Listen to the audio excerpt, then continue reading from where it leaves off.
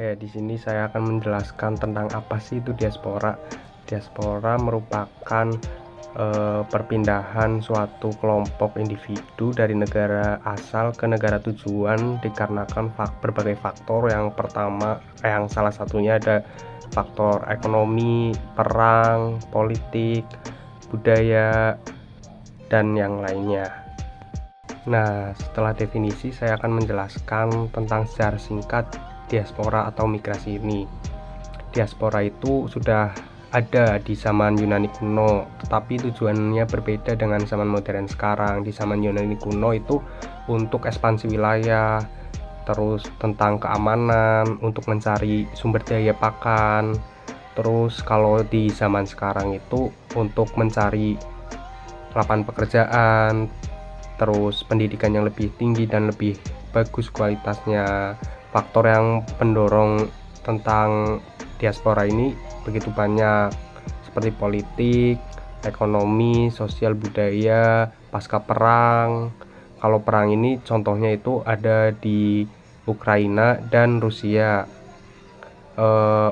Warga Ukraina itu bermigrasi ke Polandia, begitu. Jadi, karena diaspora terlihat bahwa diaspora memang tersebar di banyak bagian, diaspora ini juga membawa dampak loh bagi ekonomi.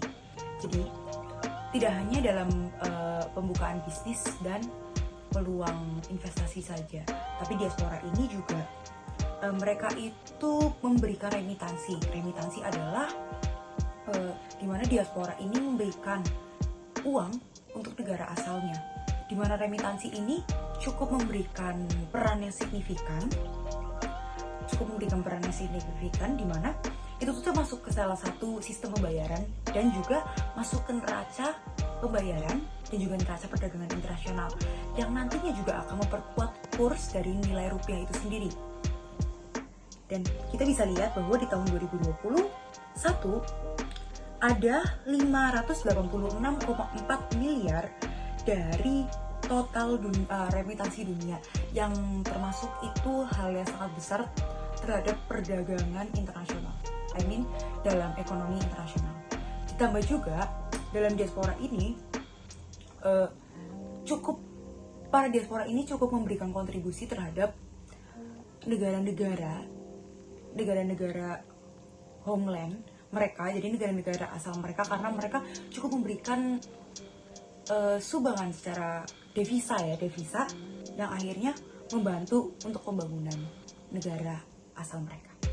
Kemudian selain dalam remitansi, diaspora ini banyak yang melakukan bisnis dan investasi, di mana mereka itu biasanya memanfaatkan pengalaman mereka dan koneksi mereka di negara-negara, antara di negara asal mereka atau di negara tempat mereka tinggal, seperti itu. Yang pertama, biasanya mereka melakukan bisnis properti. Jadi bisnis properti ini dianggap salah satu peluang yang sangat tinggi. Contohnya di Amerika, ada beberapa orang India yang akhirnya berdiaspora ke Amerika itu untuk menjual properti di India, yang berharap mereka itu mendapat keuntungan dengan menjual properti India kepada orang-orang Amerika. Nah, kemudian yang kedua, yaitu ada bisnis makanan. Seperti yang bisa kita lihat bahwa di Indonesia sendiri ada contoh dari diaspora Palestina. Dia itu pindah ke Bogor untuk membuka bisnisnya dalam kebab, jadi bisnis kuliner. Dan itu cukup banyak menyita perhatian, di mana akhirnya banyak banget dari YouTube channel atau media sosial akhirnya meliput tentang diaspora Palestina ini yang membuka kebab yang ternyata rasanya enak juga dan cukup viral. Dan kemudian yang ketiga, yaitu ada bisnis tekstil. Jadi di bisnis tekstil ini, karena dianggap banyak manusia yang tetap akan menggunakan baju sebagai kebutuhan sehari-harinya, sehingga tekstil ini merupakan salah satu peluang yang akhirnya banyak diaspora ambil. Nah, diaspora ini ada salah satu contohnya dari orang India, dan juga dia pindah ke daerah Asia untuk dia membuka tekstil bersama ayahnya, yang akhirnya menjadi salah satu orang terkaya di Indonesia, ya, yang di akhirnya membuka bisnis bersama ayahnya, yang akhirnya bisnisnya itu bisa melebar sampai ke Thailand, sampai ke negara-negara tetangga dari Indonesia ini. Saking tekstilnya ini sangat signifikan seperti itu. Dan begitulah bagaimana diaspora ini cukup memberikan dampak secara ekonomi, baik dari remitansinya maupun dari investasi dan bisnisnya. Dan mereka cukup membawa ekonomi yang cukup tinggi. Pasalnya mereka itu seperti membuat pertukaran uang atau sumbangan uang terhadap negaranya yang cukup tinggi. Diaspora memiliki dampak bagi homeland maupun hostland, seperti pertukaran budaya, pembaruan budaya, pelestarian budaya, hingga menumbuhkan pemahaman dan toleransi antara negara. Hal ini dapat kita lihat melalui diaspora Indonesia dengan China. Indonesia dengan China sudah lama memiliki hubungan melalui diaspora, baik diaspora Indonesia sendiri maupun dengan diaspora China. Melalui diaspora tersebut terjadi pertukaran budaya, seperti adanya pameran budaya Cina di Indonesia yang biasanya ada di Chinatown di Indonesia. Dalam festival ini terdapat beberapa kebudayaan China, seperti barongsai. Selain itu, terdapat kuliner khas dari China yang dapat disajikan dan dinikmati oleh masyarakat Indonesia. Hal ini dapat membuat toleransi kebudayaan di Indonesia timbul. Selain itu, diaspora Indonesia pun sering mengadakan festival di China, seperti Festival Budaya di Beijing yang diselenggarakan oleh KBRI. Festival ini memperlihatkan kesenian Indonesia seperti angklung, batik, dan makanan khas Indonesia. Diaspora memiliki peran yang sangat penting dalam memengaruhi dan membentuk suatu kebijakan atau persepsi politik baik di negara asal mereka ataupun di negara tuan rumah mereka. Jadi mari kita telusuri dua aspek kunci dari dampak politik diaspora ini sendiri. Yang pertama, dukungan diaspora terhadap kebijakan negara asal di negara tuan rumah. Jadi diaspora ini seringkali mempertahankan ikatan emosional, kultural, dan politik di negara asal mereka. Akibatnya mereka menjadi pendukung vokal dari kebijakan negara asal mereka di negara tuan rumah, baik secara langsung maupun tidak secara langsung. Melalui aktivitas seperti lobi, penggalangan dana, dan kampanye kesadaran, diaspora bisa mempengaruhi persepsi masyarakat dan pemerintah negara tuan rumah terhadap negara asal mereka.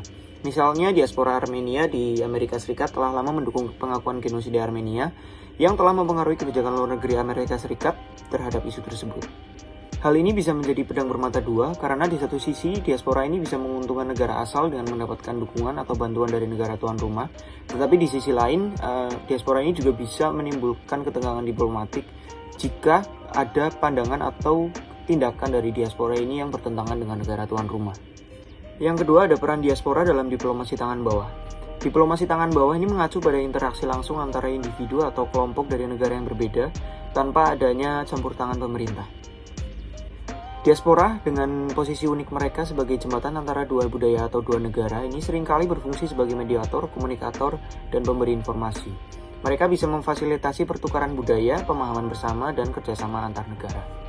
Meskipun diplomasi tangan bawah ini tidak memiliki wewenang secara resmi seperti halnya diplomasi pemerintah, namun diplomasi tangan bawah ini memiliki peran yang tidak kalah penting, seperti halnya pertukaran budaya atau kolaborasi bisnis yang diprakarsai oleh diaspora ini dapat meningkatkan hubungan antar negara dan meredam ketegangan. Diaspora memiliki peran yang sangat penting dalam politik global, baik melalui dukungan terhadap kebijakan negara asal maupun melalui diplomasi tangan bawah. Memahami dan menghargai peran ini merupakan suatu kunci untuk membangun hubungan internasional yang lebih kuat dan lebih damai. Diaspora memiliki kontribusi yang sangat signifikan bagi hubungan bilateral antara negara asal dan negara tuan rumah. Hal tersebut dapat dilihat dari hal-hal yang telah dijelaskan sebelumnya, bahwa keberadaan diaspora dapat mempengaruhi perekonomian hingga perpolitikan di kedua negara. Oleh karena itu, diaspora juga dapat dikatakan sebagai jembatan yang menjadi penghubung antara kedua negara tersebut.